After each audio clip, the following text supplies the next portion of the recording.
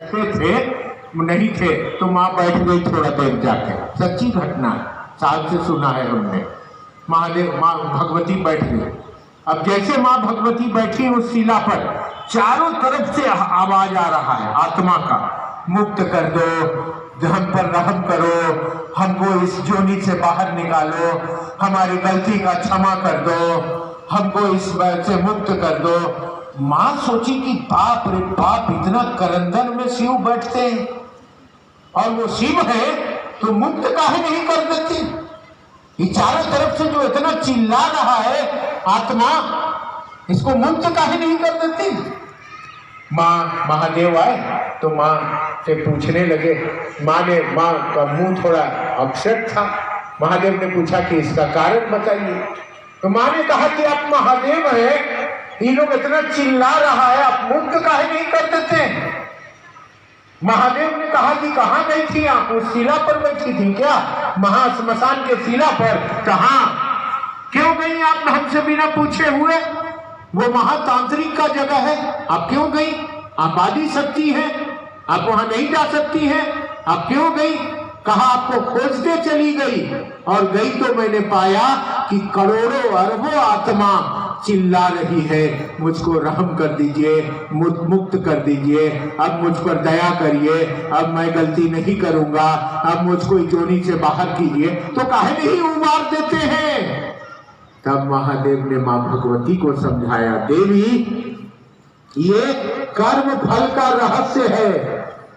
इन लोगों को मनुष्य का शरीर मिला था संसार में, मनुष्य के शरीर में सत्य कर्म करने के लिए जगत में आए, परंतु ये जगत में गलत कर्म किए हैं, जीवन भर कुकर्म किए हैं, दुष्कर्म किए हैं, और उसके कारण इनका शरीर मर गया है, परंतु उसके कर्म के फल के बोझ तले ये दबे हुए हैं और चिल्ला रहे हैं कि मुझको मुक्त कर दो। मैं इनको कैसे मुक्त कर दूं? ये अपने कर्म फल के बंधन में बंधे हुए हैं, इससे जब तक नहीं निकलेंगे तब तक इनको मुक्ति संभव नहीं है। और मां भगवती को महादेव ने कहा कि आज के बाद बगैर मेरी अनुमति के आप महाश्मशान में मत जाइएगा, मुझसे पूछ के जाइएगा। तो वो दिन दूर नहीं है भाई बहन। कोई बर्दाश्त किया है और कोई उल्टी कर दिया है। मैंने साहब ने कहा कि महादेव का अनाज जल्दी किसी को नहीं पचता है। महादेव का अनाज माने जो व्यापार नहीं करता है, जो किसी का पैसा नहीं लेता है, जो आर्थिक दोहन नहीं करता है, बेचारा गरीबी से कमाता खाता है किसी तरह धरती पर, तो इंसान आदमी है तो उसका अनाज कड़ा होगा। वो अनाज अगर कोई खाएगा तो या तो वो खा के उल्टी कर देगा या तो पैखाना के रास्ता से निकल जाएगा, वो पचता उचता नहीं है, कड़ा होता है ना। यहाँ तो 2 नंबर का धंधा वाला है, यहाँ तो व्यापारी लोग हैं, यहाँ तो गलत सलत करके खाने वाले लोग हैं, शिव चर्चा के नाम पर गलत रास्ता चलाने वाले लोग हैं। तो इसीलिए कर्म के फल लगेंगे। हम लोग क्या करते हैं कि अच्छा है जीवन में, सुख है जीवन में या दुख है जीवन में, कुछ भी है जीवन में, महादेव की दया है।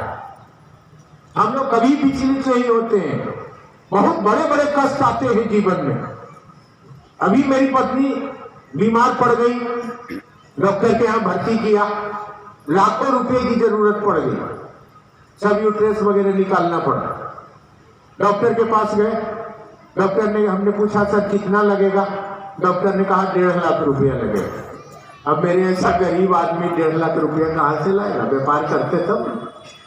फिर डॉक्टर, हम चल गए कि ऐसा सर आते हैं जुगाड़ करके। डॉक्टर साहब मेरे मित्र हैं, वो बुलाए फिर चैम्बर में, बोले अरे आपसे भैया मजाक कर रहे हैं, मात्र 30,000 रुपया दवाई का लगेगा और ऑपरेशन थिएटर का चार्ज 20,000, सारा काम हो जाएगा। हमने कहा नहीं सर 1.5 लाख आपको लेना होगा। तो बोले लेंगे ही नहीं, ले जाइए दीदी को, हम नहीं करेंगे। एक दिन लग गया दोनों में, डॉक्टर और हम में झगड़ा चलता रहा कि आपको पैसा देंगे, वो कहा लेंगे ही नहीं, आप ले जाइए कहीं और। और कुल्लम 35,000 रुपया में डॉक्टर ने सारा ऑपरेशन किया, ओटी का चार्ज से लेके और सारा काम किया। 5 दिन रखा और भला चंगा करके मेरी पत्नी को वापस कर दिया। दिन में शिव चर्चा में जाता था, ऑफिस का काम करता था और रात में 2 घंटा पत्नी के पास जाता था और यही कहता रहा महादेव की दया है। महादेव ने उबारा कि नहीं उबारा? आप महादेव पर भरोसा नहीं रखते हैं, इसीलिए आपको कष्ट होता है। अगर आप महादेव पर भरोसा कर लीजिएगा तो जीवन के सारे संकट को तार देंगे शंभू। ए उरग उर के बल जा, गले हार लेंगे शंभू। अब शब्द अर्चना के सुधार देंगे शंभू। सब कुछ वो कर देंगे। जब दुनिया का भला कर सकते हैं तो अपने चेला का भला नहीं करेंगे वो? ऐसा होगा क्या? तो इसलिए विश्वास रखिए, भरोसा रखिए महादेव पर। जो करेंगे अच्छा करेंगे, कभी बुरा नहीं करेंगे वो। अगर इस भरोसा से आप आगे बढ़िए तो दुख का पहाड़ भी जीवन में टूटा है तो महादेव की दया से रास्ता मिल जाएगा। आप आगे बढ़ जाइएगा, आपको पता भी नहीं चलेगा।